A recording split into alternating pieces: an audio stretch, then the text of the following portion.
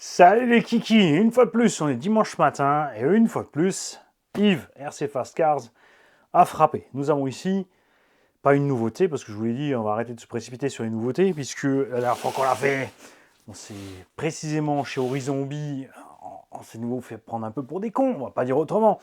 J'ai donc acheté le Kraton 4S V2, j'étais super à l'aise, que j'adore. Mais 6-8 mois plus tard, Vlatipa qui nous ponde un V2.5. C'est ce qu'il y a dans cette boîte. Les différences sont donc que ce V2,5, on l'appelle, a 3 diffs, tout comme le Arrma Mojave 4S. Et nous allons voir ce que ça va changer. Alors, moi, je sais déjà une chose, et ça c'est sûr, c'est que ça va changer la conso en mieux. La température moteur sera plus facile à gérer, vous l'avez vu dans le Mojave, malgré qu'il soit fermé. Le Mojave était systématiquement moins chaud après les runs que le K4S. D'accord ? Alors qu'il y a moins d'air qui passe dans celle du Mojave que dans le Kraton. Parce qu'il y a moins de stress sur le moteur, la puissance peut s'évaporer, ça peut glisser de l'avant. Déjà, on a moins de stress sur la méca, ça aussi. Mais un tout petit poil plus lourd parce qu'on a une pièce en plus. Et non, tu viens de le coller là, Mani. Ça s'arrête là. On va voir qu'est-ce qu'ils ont tout changé sur le châssis, puisque les premiers 4S V2 qui sont sortis, on a eu la même blague sur le 4S V1. Et là, on l'avait mauvaise, puisque le V1 a été arrêté à cause de ces casses à récurrence. À savoir que, attention, les 4S V1 avaient les diffs des 3S, donc ça, c'est sûr, full plastoc. Dans le 4S plus lourd, avec les roues plus grandes, c'est évident que ça allait foirer. Mais bon, ils l'ont tenté quand même. Il y avait des soucis de carte télescopique au début, puisqu'ils se sont dit pareil, hein, Traxa, ça fait longtemps qu'ils font des cartes télescopiques, on peut le faire aussi. Bienvenue. C'est pas la même quand tu fais une machine de 3 kg avec des cartes télescopiques, une machine de 4,5 kg, et ainsi de suite. Hein. C'est exponentiel la différence d'effort sur le cardan. Donc il y a des soucis de cardan, des soucis de diff, et le châssis qui craquait sans arrêt. Donc sur ce V2, on a eu la mauvaise surprise de se retrouver avec des châssis craqués aussi, et comme le bulkhead inférieur est intégré dans le châssis, une seule pièce de devant jusque derrière, contrairement à Traxxas qui a fait le châssis en 3 parties, ce qui te permet de ne changer que la partie que tu as explosée. Et bien on s'est retrouvé à changer des châssis entiers. Et ça, c'était pas rigolo. RC Fast Cars, comme toujours, même si ça vient chez moi, il a la petite checklist de tout ce qu'il a contrôlé.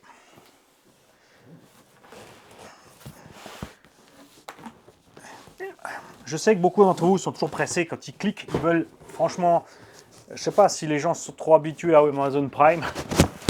Genre, à la limite, quand tu cliques, il faut que ça sonne à la porte, quoi. Certains, c'est vraiment ça, ils sont impatients de fou. Mais je veux dire, déjà, il faut que tu rassembles l'argent pour acheter ta machine, ça prend aussi du temps. Donc si ça rame, généralement, c'est de ton côté. Il faut batterie, chargeur et tout ce qui va avec. Cette série, j'ai pris aussi le Kraton, puisqu'on a, pour comparer Kraton à Kraton, l'Outcast, c'est le même en plus court, d'accord ?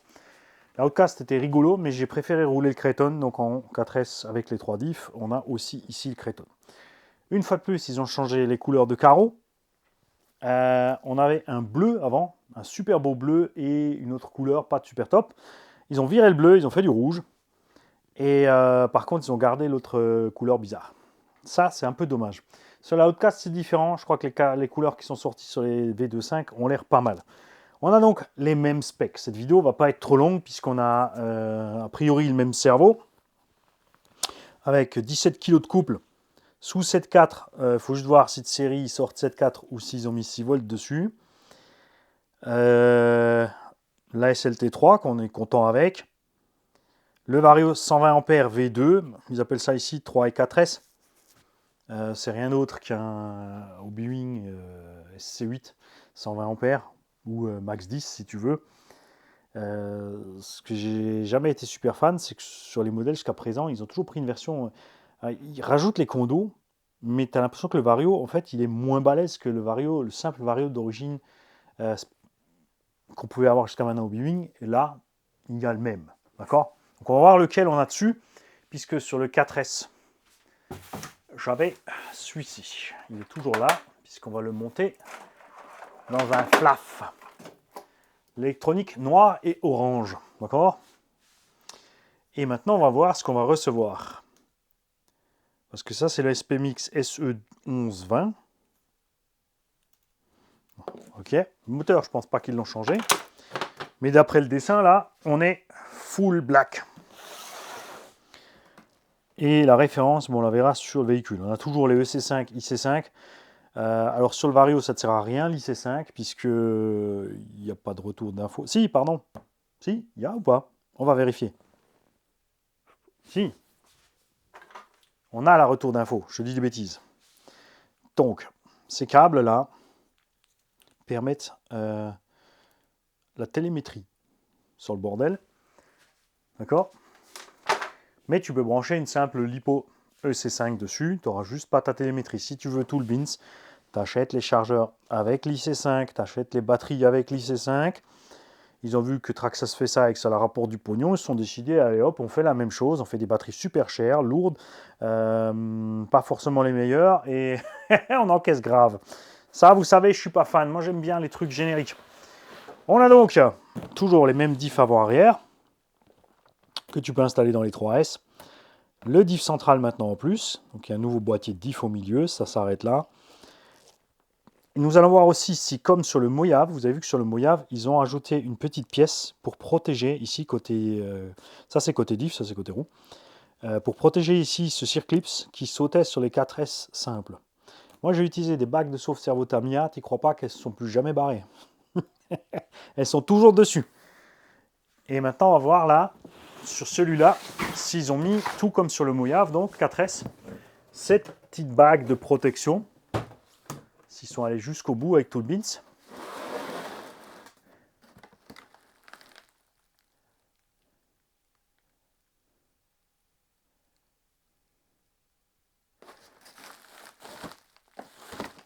Alors, là, on a un Fafi en plus.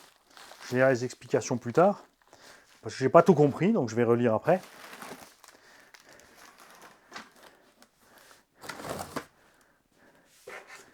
Alors, la radio SLT3, on va pas...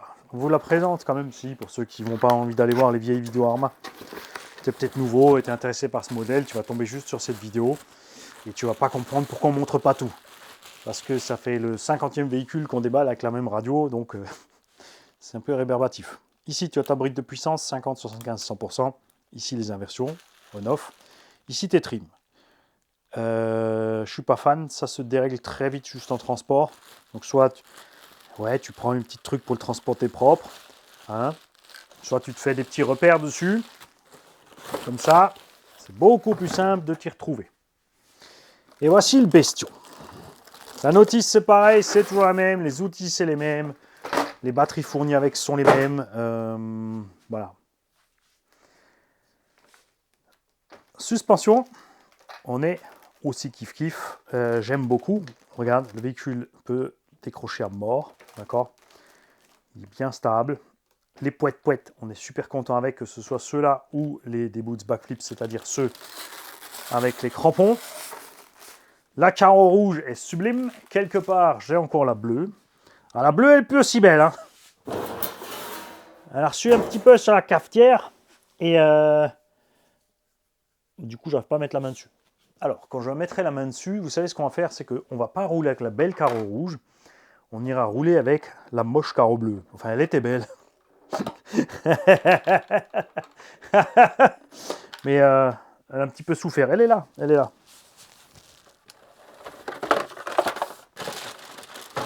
Elle est là.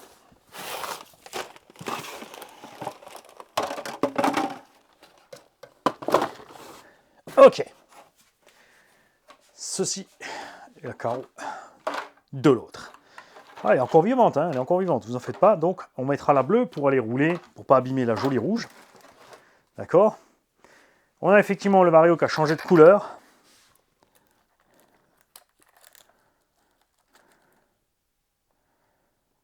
Là, il te dit juste de prendre...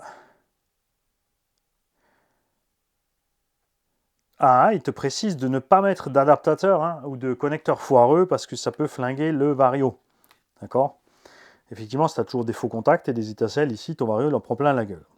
Donc, on a un Vario d'une autre couleur. Ils ont peut-être changé la ref pour la couleur. On ne sait pas s'ils ont changé la ref parce qu'ils ont changé quelque chose au Vario lui-même. Hein. À voir.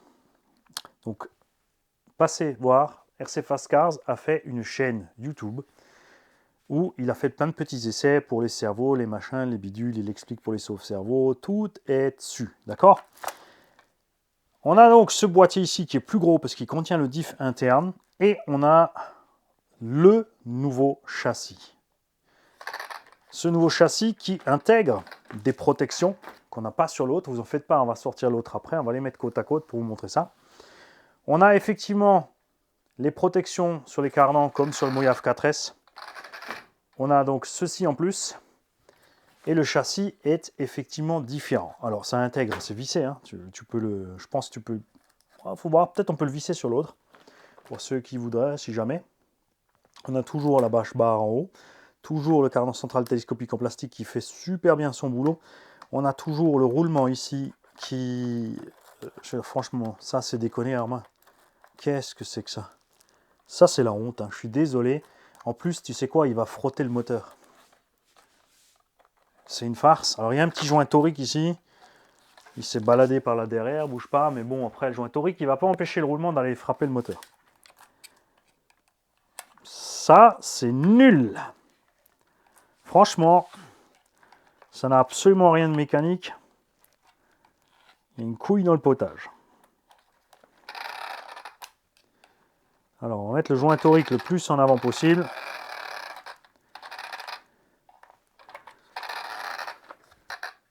Ok. Donc, le roulement ici, lui, il va aller frotter l'arrière du moteur.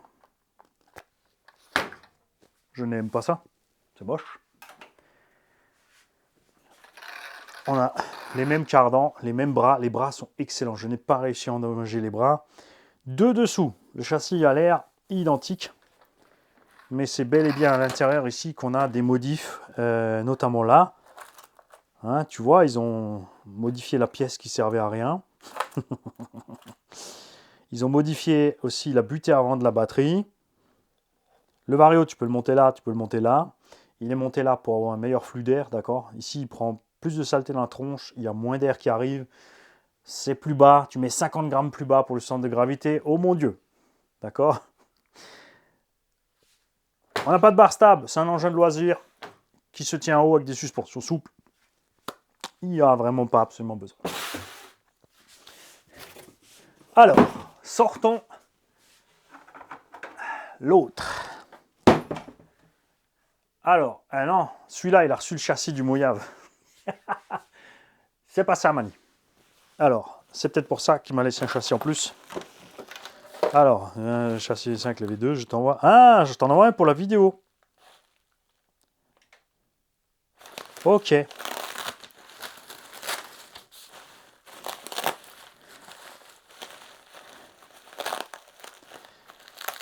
Ok.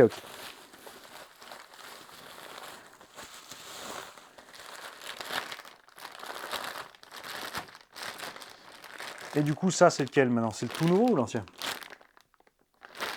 Bah non, c'est celui-là. Il y a déjà les trous pour le diff. Yves, je sais pas ce que tu me veux. Alors, ici, on a, attention, le châssis. Voilà. Alors, ceci. Le châssis V1. Qui n'a donc pas les trous. Bah, du coup, je ne vais pas le déboulonner. Hein. Alors, les châssis des V2 avaient... Il y a déjà les 3 trous.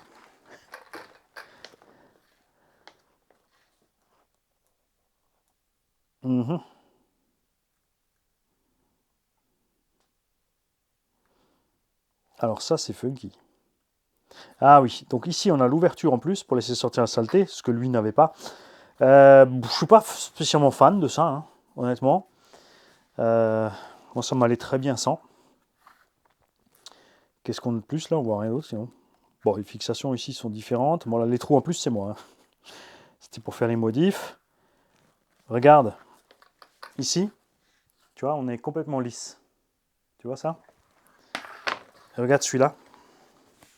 On a beaucoup plus de profil ici sur ça. Et ici, regarde, on est lisse. Reste là, toi. Tu vois? Là, tout est lisse. Alors que là, regarde, on a une double rainure à ce niveau-là. Au niveau du train lui-même, rien n'a changé. On a peut-être les axes un peu plus longs. Là, ils dépassent. Souvenez-vous, sur celui-là, ce qu'on avait constaté, c'est que les axes étaient arrondis et qu'ils dépassaient à peine de la cale. Donc, au moindre choc, ils sortaient de la cale et ça nous a déchiré le châssis ici. Ça, c'était pas cool. Alors que là, ça a été modifié. Tout le reste est identique. On aura donc toujours les mêmes blagues avec le cerveau de direction qui s'obstine à monter à l'envers pour que bien ils se prennent bien les cailloux dedans et que tout se coince. Ça, c'est sûr. La petite languette là. Alors, ils ont changé la languette avant de la batterie. Celle-là était noire, celle-là elle est grise. Elle est beaucoup plus haute aussi. Ils ont changé la languette arrière. Et donc, les formes qu'on a vues tout à l'heure. Le reste a l'air identique. Donc, on espère bien évidemment que ça va être effectivement plus costaud. Le deuxième châssis, c'est celui-là. Souvenez-vous, le premier châssis, il avait cassé. J'avais donc installé un deuxième. Ce deuxième, lui, dans les mêmes conditions, n'a pas branché. Mais on avait déjà modifié les axes à l'avant. Okay, parce que moi, ça s'est déchiré là. Je n'ai pas cassé ici. C'est arrivé après, parce qu'on a insisté. Allez voir la vidéo. Donc, on espère que ça sera mieux. J'ai ici un châssis de Moyave 4S. Tu puisses voir un petit peu la différence. Le châssis du Moyave 4S qui avait déjà reçu, regarde, il avait déjà reçu ce rainurage, d'accord? Donc ils ont bien pris un châssis presque identique au Moyave. Je dis presque parce qu'il n'a pas les grosses parties là en plus. Parce que, tu vois, ça rigidifie quand même pas mal encore, ce petit truc là en plus. Il est bien évidemment plus long, le châssis du Moyave. Tu vois, on est un petit morceau plus long. L'accessibilité méca, on en a déjà causé plein de fois, c'est toujours pareil. Donc, 4 vis dessous, plus encore 2 là. Ou non, même je crois que c'est la seule. Si. Donc au maximum, il y a 5 vis derrière. 1, 2, 3, 4, 5, 6 devant. Et tu ouvres pour sortir tes diffs. Si tu veux enlever le central, tu as une petite vis à enlever, une petite taxe à sortir ici, lever la barre, tu enlèves maintenant 3 vis. Avant c'était une seule, maintenant il faut en enlever 3. Ok. Tu enlèves ce clip en plastique ici, et ensuite tu peux déboîter tout le diff central avec le moteur. Perso, je trouve qu'ils auraient pu faire un effort sur le moteur. Ils ont mis un 3670 2400 kV dans un engin qui fait quand même 4,5 kg. On l'a vu dans mon Creton, enfin le sans diff central, que c'était bien, mais il me manquait un petit peu quelque chose. Mais c'est vrai que pour un débutant après, ça va bien. Par contre, monter pas mal en température. Dans le Moyave, on a vu que la température était maîtrisée. Donc soit parce que le flux d'air a été revu, soit justement le diff a tellement fait d'économies sur ce moteur. On va donc voir ce qui se passe avec celui-là.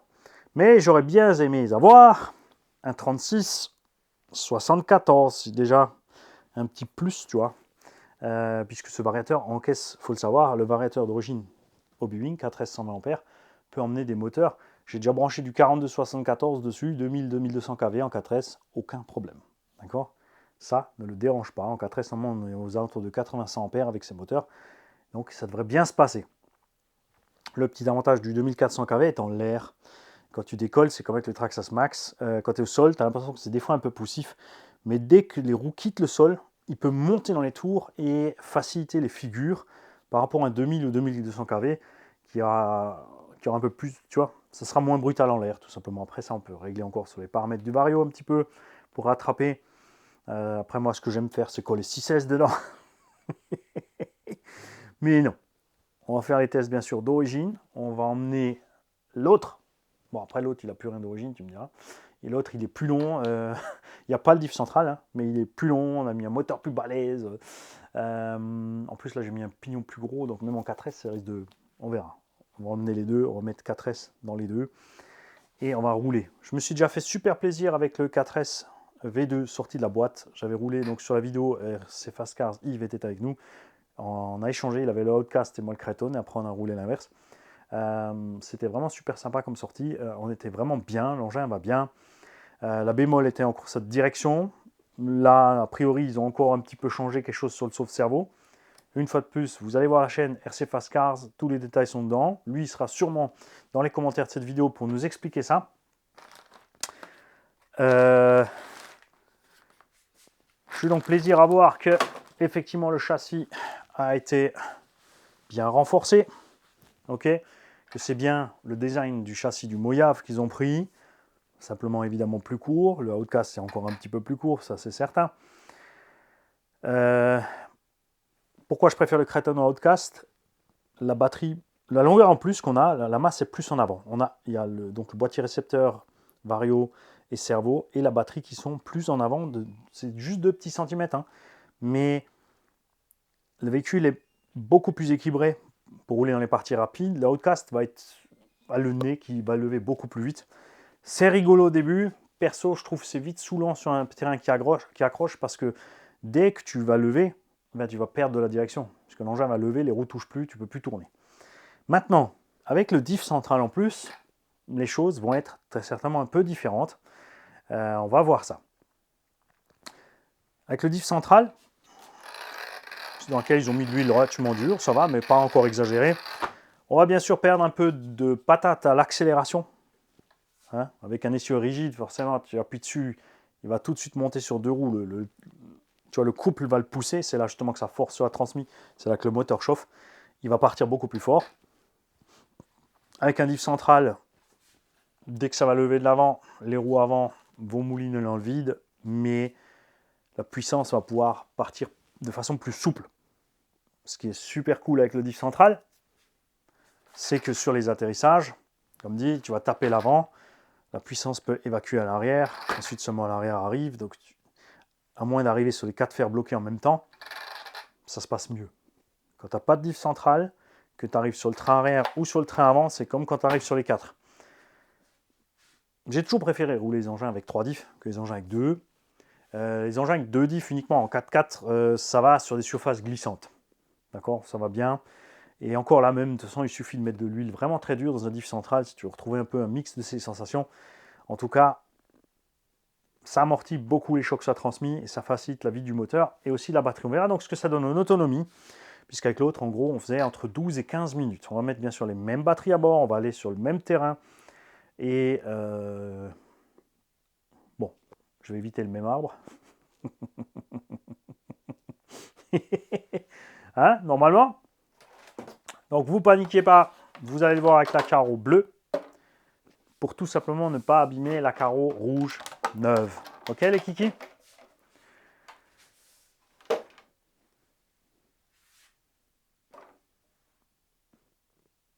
Petite parenthèse aussi, vous avez vu qu'on n'a plus eu aucun souci avec les fusées qui sont parties avec toute la roue. Je rappelle que cette fusée est vissée par l'arrière dans le cardan, il y a une vis. Donc si ça part, si ça bouge, vous devez démonter au niveau du moyeu, enlever le télescope, vous mettez un tournevis à travers le cardan, d'accord? Et au bout il y a une vis, vous la sortez, vous mettez du frein filet, vous resserrez cette vis avec du frein filet, tous vos problèmes sont réglés. Alors c'est un problème qu'on a eu surtout sur les 3S. Moi je l'ai pas eu sur les 4S en fait. Est-ce que ça m'était arrivé sur un des 3S aussi? Je crois que je ne sais plus si c'était le Senton ou le Granit, il y a un des deux qui a perdu la roue, mais c'était avant Covid. Te dire hein, que c'était il y a longtemps. Depuis, on n'a plus trop ce problème. Donc, si certains d'entre vous ont toujours encore eu ce problème, bah, vous nous le signalez. Je vais te mettre la belle carreau quand même pour la fin de la vidéo. C'est quoi cette affaire? Hop.